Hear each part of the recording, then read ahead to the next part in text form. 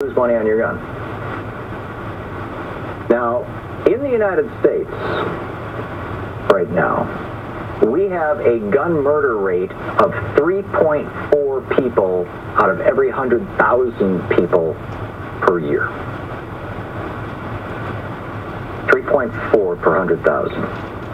At the time of that murder, Australia, that mass murder, Australia had a gun death rate of about a half, 0.5 per 100,000 people. So we are already about we have 7 times more killings by guns now than Australia did when they said enough. But now 20 years later, they've gone from 0.54% per 100,000 people down to 0.15% per 100,000 people. And not only did the gun murders go down, but all murders went down. Similarly, suicides went down. And in large part because, generally speaking, most murders are not first-degree murders. They're not planned and premeditated. Most murders are actions of passion in the moment. And in the moment of passion and anger or hatred or whatever you want to call it, the kind of temporary insanity that provokes murder, if a person can't grab a gun, they might use a fist or a knife or, a shovel or something, something that's not as lethal. In fact, on the day of the Newtown shooting in Connecticut, there was in China, I thought this was so ironic. It was almost like a message from the universe to us. In China, there was a guy who ran into an elementary school, 34 kids in the class, and with a knife, and tried to kill as many of them as he could. And he ended up wounding over 20 of them. Was not successful in killing anybody. But all those little kids who were in the room with the gun in Newtown, to the best of my recollection, are dead. So, when in January of this year, last year, when Donald Trump tweeted, "Fact, the tighter the gun laws, the more violence, the criminals will always have guns," end quote.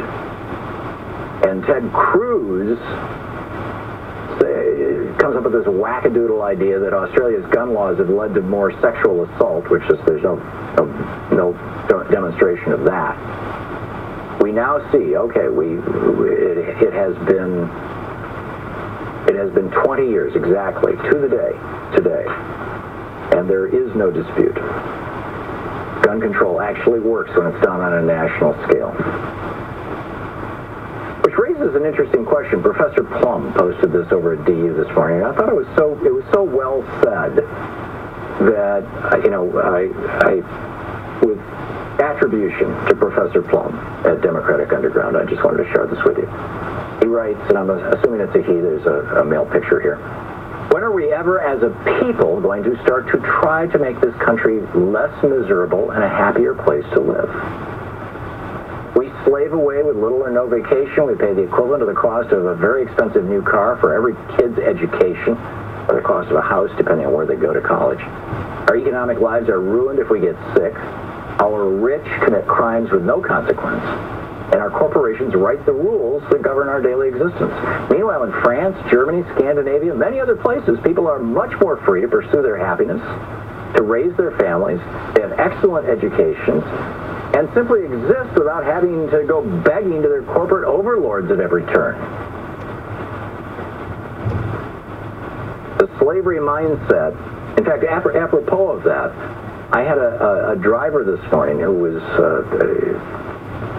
driving with Uber, and he was telling me how he wasn't like soliciting me. It wasn't one of those kind of things, but we got talking about life in America and how things are, and he was telling me how he had to put together a GoFundMe page to help pay for his kids. He's